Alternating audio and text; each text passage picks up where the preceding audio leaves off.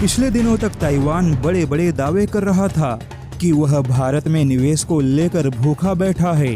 भारत के साथ मुक्त व्यापार समझौते पर अपनी गहरी इच्छा को बता रहा था।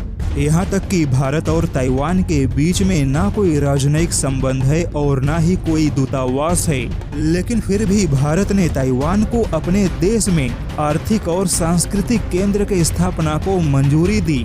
लेकिन अब उसी ताइवान ने भारत को एक ऐसा झटका दे दिया जो चीन को बहुत ज्यादा खुशी देगा। जैसा कि सेमीकंडक्टर्स के मामले में भारत की स्थिति कमजोर है, वहीं सेमीकंडक्टर्स के आयात के पीछे भारत को एक बड़ा विदेशी मुद्रा भंडार खर्च करना पड़ता है, या फिर यूं कहें कि भारत को विदेशी हथियारों से भी कहीं ज्यादा सेमीकंडक्टर्स के पीछे अपने विदेशी मुद्रा भंडार को खर्च करना पड़ रहा है।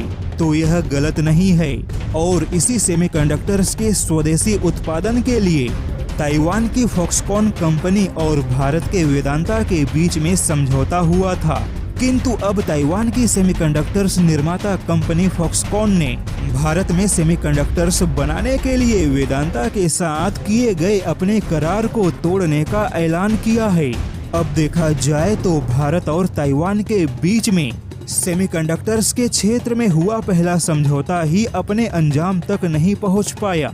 अब ऐसे में ताइवान की ओर से भारत को मिला यह झटका चीन के लिए किसी बड़ी खुशखबरी से कम नहीं है।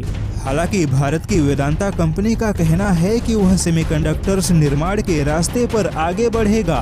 ताइवान की कंपनी ने समझौता तोड़ा तो क्या हुआ? वेदांता किसी अन्य साझेदार के साथ मिलकर सेमीकंडक्टर्स के क्षेत्र में भारत को आत्मनिर्भर बनाने की दिशा में काम करता रहेगा।